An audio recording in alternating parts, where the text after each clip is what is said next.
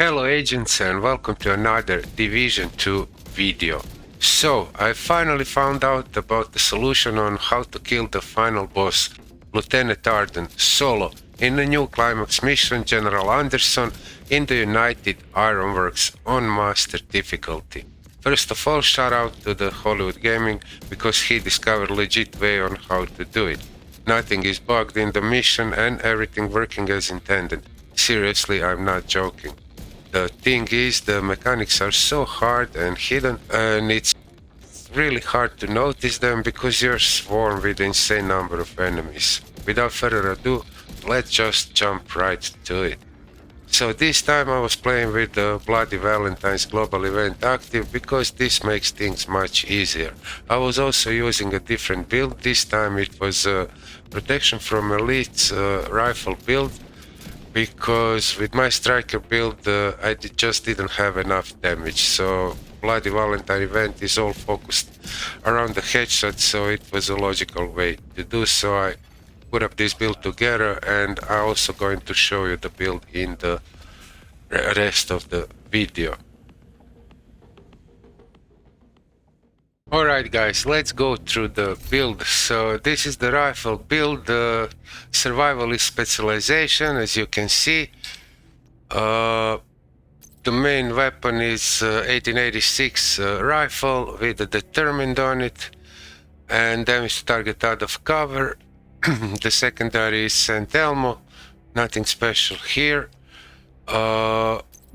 Chill out mask because extra mods, it's a 5% total armor, then armor, hazard protection, and 2 mods of protection from elites. Memento with mods protection from elites. Palisade steelwork chest with crit damage, hazard protection, and protection from elites. Mod with roll armor. It's not fully optimized. Then the crafted improvised gloves. Weapon damage, hazard protection, headshot damage, and protection from elites mod.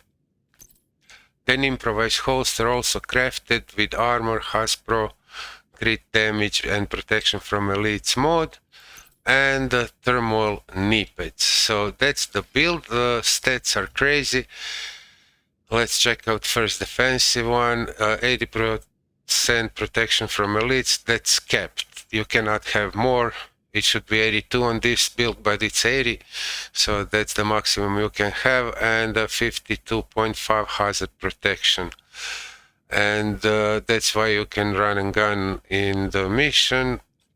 The damage in the build is coming from the determined and the headhunter talent on the chest piece, even though I don't have a more than 150% headshot, but the first part of the headhunter is still working. After killing an enemy with a headshot, your next weapon hit within 30 seconds deal additional 125% of that killing blow's damage. Also the Bloody Valentine Reanimated Global Event, it's focused all around the headshots. That's why this build is working as intended. So the shield and the reviver hive, you can switch reviver hive for decoy, but yeah, I didn't need to, so I passed the whole mission with this build. It's really easy to do, and I already show you how it works in the final fight. So that's the build. Alright guys, so this is how you actually do it. You need to use the water gun twice. It's not bugged, only it's barely visible how to do it. So I just finished the first wave of enemies, and I'm gonna get a notification that I have to cool down the area in the room. So this is the first time you're using the gun. The area is marked, you see the rectangle in the background, and you just sprinkle this area with the water until it starts bursting, and after that you want to hide. So just take this position and wait for the boss to come out. Sometimes he's coming out from the left, sometimes coming from the right, and right now he's coming right in front of me. So I don't have a clear shot. If you can, you can damage him right now because he's vulnerable first couple of seconds with your crossbow. But that wasn't the case in this run, so I just have to finish the one guy that revived, and we will use the water gun again to break the armor on the boss, to turn off the fire on him. So exact moment is when the other ads are spawning, the second wave. Now the gun will become active and you just spray him as long as you can. Be careful, because you will probably die a couple of times here. That's why you're having 80% protection from elites. Try to survive that, and now he's vulnerable, he will take full damage. That's not gonna last for a long time, but it's gonna last enough so you can break his helmet off.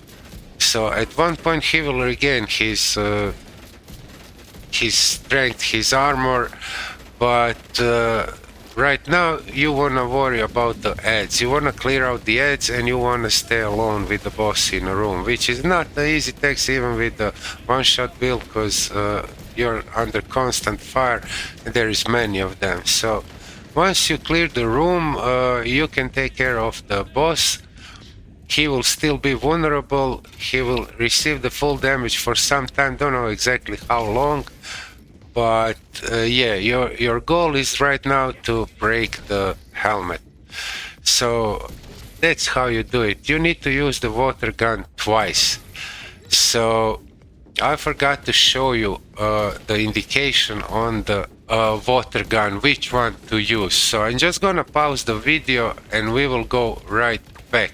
Alright guys, so I make a screenshot with the arrow which indicates the light. There is a small green light that is flickering right above the water gun, and it's only flickering on one water gun, and that water gun is active. So when you're waiting for a second wave, be sure to look left and right and you will notice that light. That light indicates that the gun is active for a second time and it's time to water down the boss. So I'm just gonna continue with the video. So this is in essence everything you need to know on how to kill the boss on a solo master difficulty.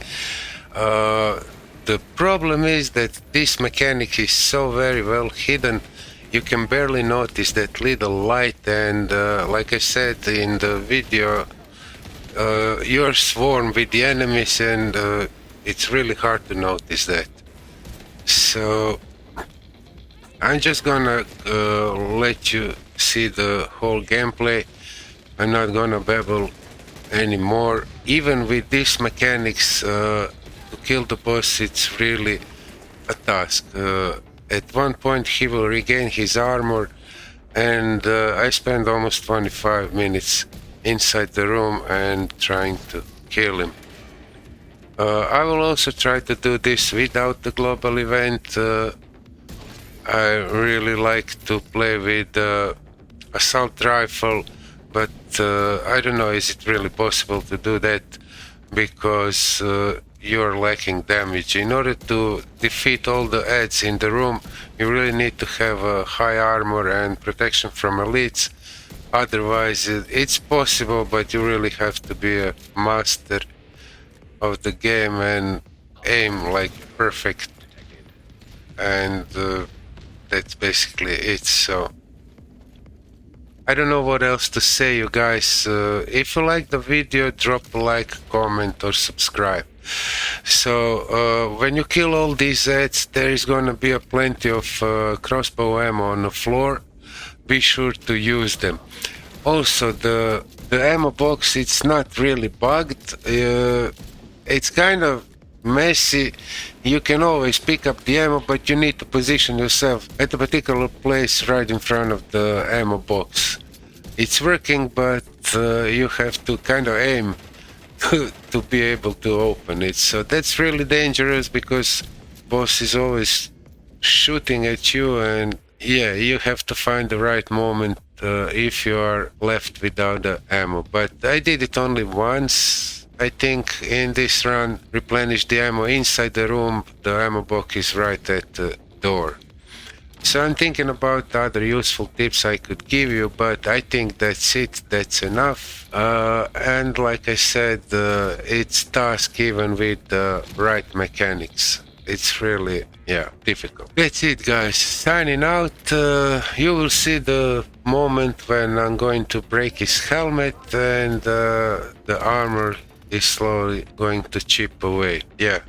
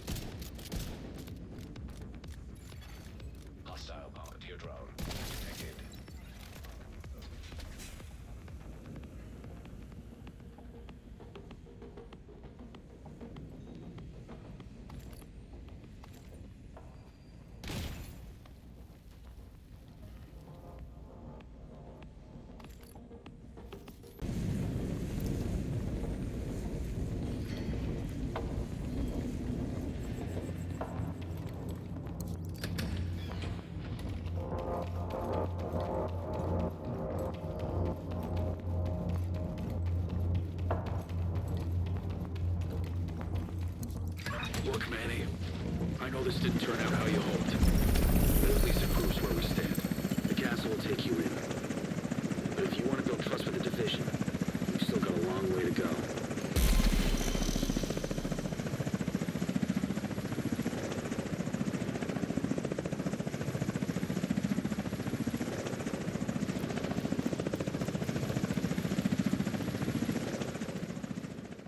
Automated external defibrillators detected on hostiles. Safe area entered.